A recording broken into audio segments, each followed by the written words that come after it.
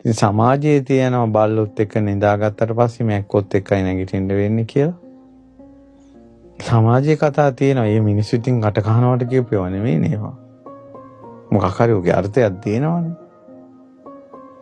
ඒ නිසා තමන් අසුරු කරන අය, තමන් උදව් කරන්න යන අය කොයි වගේ චරිතද කියලා චුට්ටක් බලන්න වෙනවා. මේක ආත්මార్థකාමී බවට අයිති දෙයක් නෙවෙයි.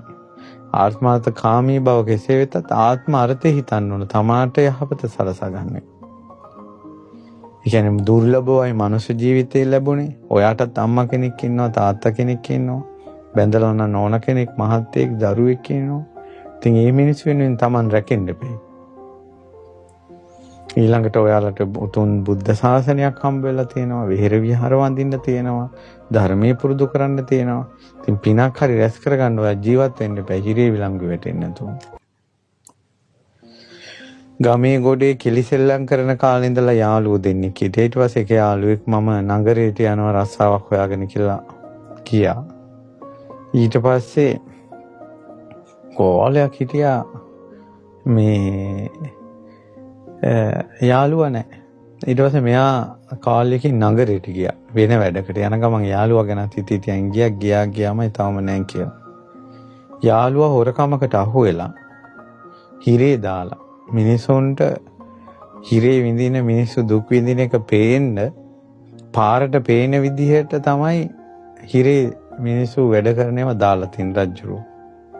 මෙයා පාරෙන් යන ගමන් ඔක බලද්දි මෙයා දැක්ක අර මිනිස්සු අතර තමන්ගේ යාළුවා ඉන්නවා.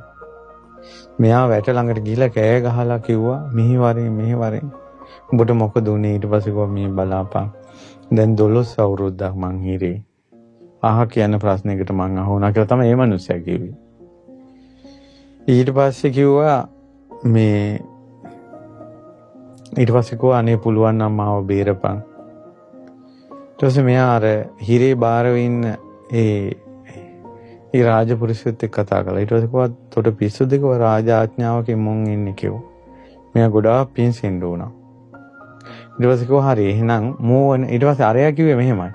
මට ආසයි මේ එළියට පහළට ගිහිල්ලා බත් ටිකක් කන්න. මේ ඇතුලේ ගොඩේ මං හිතින් ඔය කළුගල් කඩන ඔය වගේ වැඩ වෙන්න ඇති. කිව්වා මේකෙන් එළියට ගිහිල්ලා බත් ටිකක් කාලා එන්න මට ආසයි. කිව්වා මට යන්න ගයක් නැහැ කිව්වා. ඉන්න තැනක් නැහැ කිව්වා. අරයා කියනවා දැන් හිරේ ඉන්නේ කියලා. ඊට පස්සේ මෙයා ගිහිල්ලා කතා කරලා කිව්වා අනේ මෙයාට එළියට පහළට ගිහිල්ලා කාලා බීලාගෙන දැන් 12 අවුරුද්දක් මේක කොහොමද පනින්නේ? මෙයාට නෑ දෑයෝ නෑ කවුරුත් නෑ. බස් කන්න ආසයිලු එළියට ගිහිලා. ඊට පස්සේ කොහා හරි හොඳයි එහෙනම් යවන්න. මේ සිද්ධ වෙච්ච දෙයක් මේක. උඹ එහෙනම් හිරේ හිටපන් මෝ වෙනුවට. කිව්වේ එහෙනම් හරි මෙයා බත් පතක් කාලා එනකල් ඇවිදලා මේ මං ඉන්නම් කියලා තමන් ඇතුළට ගිහිල්ලා යාව එළියට එව්වා. අර මනුස්සයා ගියාමයි තව නැහැ. 12 අවුරුද්දක් ඒ මනුස්සයා හිරේ. කොහොමද උදව් කරන්න කියලා වෙච්චදී? අවුරුදු 12කට පස්සේ රජතුමාගේ මාලිගාවේ යම්කිසි උත්සවයක් නිමිති කරගෙන හිරේ ඉන්න මිනිස්සුන්ට නිදහස දුන්නා. ඒකට දොරවල් ඇල්ලලා ඵලයව කිව්වා. අර මනුස්සයා යන්නේ. ඊට පස්සේ රෑ එළි වෙන මේ මිනිස්සුකෝ යන්නේ නැති. ඊට පස්සේ මම කිව්වා මම ටිකක් හැන්දෑ වෙලා යන්න මට ලැජ්ජයි. ඒ කියන්නේ මං හිතන්නේ 12 අවුරුද්දේම පුදුම ෂොක් එකකින් ඒ මිනිස්සු ඉඳලා තියෙන්නේ. අර යාළුවා කරපු වෙඩිත් එක්ක. යාළුවා වෙනුවෙන් අප වෙන්න තරම් මේ මිනිස්සයා කොච්චර යාළුකමක් හිතේ තිබ්බද? ඊට හැන්දෑ වුණා. හැන්දෑ වෙලා මේ මිනිස්සයා දැන් යනවා. යනකොට බඩගිනි. සෝනක් තිබ්බා. සෝහනේ යනකොට මිනිහක් දැවෙනවා. ඒ දැවෙන මිනිහෙන් ලී ටිකක් අරන් ලිප හදලා ඒ ළඟම තිබ්බා මිනි හිස් කබල. ඒ හිස් කබල උඩ පැත්තට හැරිලා. මිනි නිවන්න ගෙනාපු වතුර කලයකින් වතුර ටිකකින් එක හොදලා ඒකට වතුර ටිකක් දාලා ලිපේ තියලා හරිය හිස් කබල. පිච්චෙන මිනිහෙම එළියට ඇදලා අතක් ඒකේ මස් කෑල්ලක් මේ කඩලා ඒකට දාලා මිනි මස් තැඹුවා ඒ මිනිස්සයා. තම්බලා ඉනේ තියෙන රෙද්ද ලිහලා කෝටු දෙකක් ගහලා අර පාර පැත්තට වාගේ වෙන්න වැහුවා ලිප. ලිප පැත්තෙන් වහලා මේ අතුකොළ ටිකක් ඉනට අරගෙන මාස් ටික දැම්බෙනකල් ඉන්නවා. මේ ඒ සොහොනේ ළඟ ගහක හිටපු අමනුෂ්‍යෙක් අමුතුම මිනිහෙක් දැක්කේ.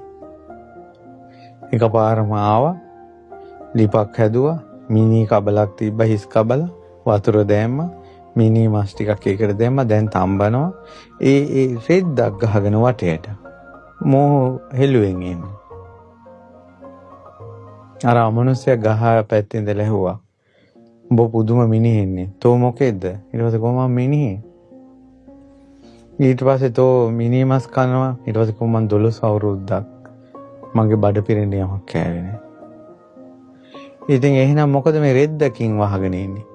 ඊට පස්සේ කිව්වා මම මේ හුලඟක් එයි කියලා බයට. මොන හුලඟක්ද කියලා ඇහුවා. අසත්පුරුෂයන්ගේ ඇඟේ හැප්පිලා එන හුලඟ මගේ පැත්තට එයි කියලා කිව්වා. මට අසත්පුරුෂයන්ගේ හුලඟවත් එපා කිව්වා. කොහොම ජීවිතේ කලකිරීමක්ද? අනුන්ට උදව් කරන්න ගිහිල්ලා වෙච්ච දෙයක්. ඉතින් ඒ වෙලාවේ තමයි අමනුෂ්‍යයට ඒ විස්තරය කියන්නේ. මොකද ඉස්සර බණ පොතක තියෙන කතාව. ඉතින් ඒ වගේ සිද්ධ වෙනවා. ඉතින් මොනවා කරන්නද? ඉතින් ඒ නිසා හොඳ මිනිස්සෙක් අසත්පුරුෂයෙක් එක්ක ඇසුරු කරන්න ගියාට පස්සේ අසත්පුරුෂයන්ට උදව් කරන්න ගියාට පස්සේ ඒක හරියට හොඳ කෙහෙල් කොලයක කුණු මාළු වෙතුවා වගේ මාළු ටික අයින් කළත් කෙහෙල් කොලේ හරි සිනි ගඳ එනවා. ඒ වගේ තමයි මිනිසෙකුට උදව් උපකාර කරද්දී අපේ තියෙන උදව් උපකාර කිරීමේ කරුණාව මෛත්‍රිය තියෙන්න ඕන. නුවණින් විමසීම තියෙන්නත් ඕන. බුදුරජාන් වහන්සේම දේශනා කළා තියෙනවානේ සේවනයේ කළ යුතු අය සේවනයේ නොකළ යුතු අය කියලා. ඉතින් මේවා ගැන කවර කතාවද? මට ළඟදීන් තරුණ පුතෙක් කියනවා ඒ පුතා මගෙන් උපදේශක් පැතුවා. ඒවට උත්තර දෙන්න මට තේරෙන්නේ නැහැ පින්වතුනි. ඒ පුතා පොඩි කඩයක් දාගෙන ඉන්නේ. ඊට පස්සේ යාගේ ගුරුවරයෙක් කඩේට ඇවිල්ලා. ඉස්කෝලේ යන කාලේ උගන්වපු සර් කෙනෙක්. ඊට පස්සේ මේ කොල්ලා පුටුවෙන් නැගිටලා දැන් බණ අහන කොල්ලෙක් නෙමෙයි. පුටුවෙන් නැගිටලා අනේ සර් එන්න කියලා ඒ පුටුවේ තින්දවල තේ එකක් දීලා ඇයි කියලා අහනකොට පුතේ හරි කරදරයක් මට. සල්ලි ටිකක් ඕන වෙලා හොයනවා විදිහක් නැහැ කියලා ලොකු දුක් ගැනවිලක් කියලා. එතකොට මේ කොල්ලාට හිතලා අනේ ගුරුවරයෙක් ගැන මම බලන්න එපයි කියලා ගුණ කොහොමද සලකන්න එපයි කියලා සර් ඔය වගේ ඉල්ලන මුදලක් මට දෙන්න විදිහක් නැහැ. එහෙම නෙමෙයි සර්. දැන් සර් කියලා මට මෙහෙමයි මුදලක් ලැබෙන්න තියෙනවා පුතේ ඒක ගන්න විදිහක් නැහනේ. දැන් මේ දවස් ටිකට තමයි මේ ප්‍රශ්නේ ආවේ මට මේ හදිස්සියට මුදල් වගේක් ඕන වෙලා මාසෙන් මේක පියවන්න පුළුවන් මේ මිනිසුන්ට කිව්වට මේක කරගන්නත් බෑ. ඊට පස්සේ කියලා එහෙමනම් මේ මෙහෙම කරන්නම් මගේ ඉඩමක් තියෙනවා මම ඔප්පුව දෙන්න. ඔයා ඔප්පුව තියලා කාගෙන් හරි ගන්න. මොකද මේ වෙලාවේ මට කරන්න දෙයක් නැහැ. ඊට පස්සේ ඔයාට පස්සේ ඊට පස්සේ මෙයා කියලා මට රට යන අදහසකුත් තියෙනවා. ඊට පස්සේ කියලා ඔයාට පස්සේ හරි නැත්නම් රට ගිහිල්ලා හරි සල්ලි හම්බුනම පුළුවන් නේ කියලා.